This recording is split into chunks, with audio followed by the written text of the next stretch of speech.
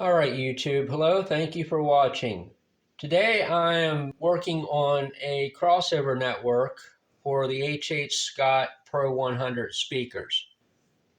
I put a new 8 ohm woofer in them because my goal is to bring the impedance of this cabinet up to 8 ohms. It was a 4 ohm, so I still have to change the crossovers for the two mids and the two tweeters and rewire that in some way that I come up with an 8 ohm box.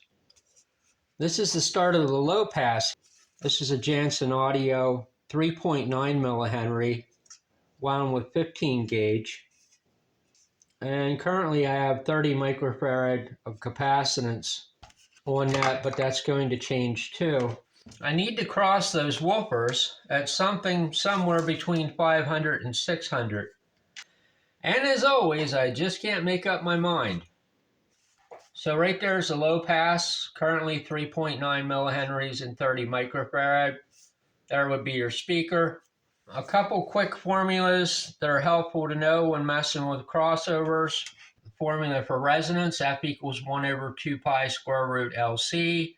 And finding dB by a voltage ratio, which is dB equals 20 log V out over Vn. That's important because that formula there will help you calculate what the corner frequency of that low pass is.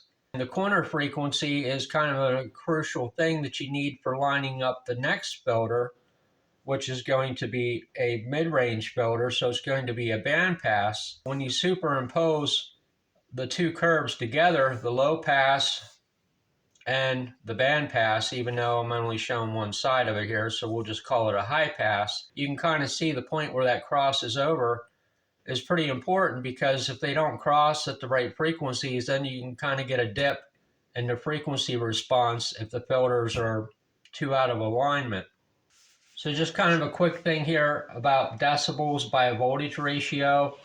Like for example, if you just threw an arbitrary voltage of 2.5 volts out, when you put 2.5 volts into here, the frequency at which that 2.5 volts dropped to 1.76 here at the speaker, as you're increasing the frequency through the low pass, that will be the 3 dB down point when that filter starts to roll off. If you kind of see what I'm saying, some days I'm better, some days I'm not. Today's kind of an off day. So I have these 3.9s. Well, these buggers here will probably cross about 475 hertz. I'm kind of guessing the way they set. I want to drop that down a little bit. So I'm kind of thinking at the moment, I want to drop these to 3s. So looking at that core right there, and looking at the turns on it, how many turns do you think I'm going to have to pull off of there to drop that to 3 millihenries? I'm saying about 8 turns. I don't really know much today, so I could be way off. It measures 3.952 millihenries. Well, it measured 3.952 the other day. Today it measures 4. So we got to drop 1 millihenry off of that. How many turns? Let's find out. There's 1. There's 2. There's 3.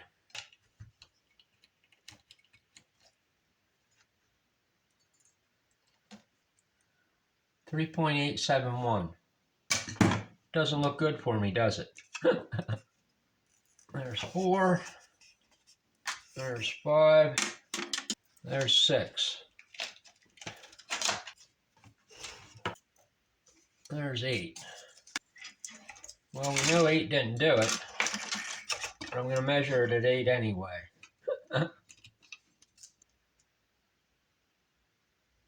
3.627 millihenries. It's not dropping as fast as I thought it would.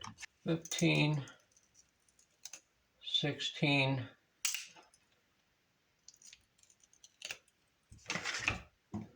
17 turns off of it. 3.2, 19, 20. There we are. 3.089 millihenries. So we dropped almost a millihenry over 20 turns on this core. So all I have to do is just go ahead and duplicate this core here, pull one of these 10s off that are making 30 mics, and put one of these 4.7s on to give me 24.7, and that will cross me pretty darn close to 600 hertz, which is pretty darn close to where the original crossover point was for the woofer on the H.H.Scott speaker. And then I got the mid-range bandpass and the high pass for the tweeter to go yet. So as always, thank you very much for watching my video. You take care and have a great day.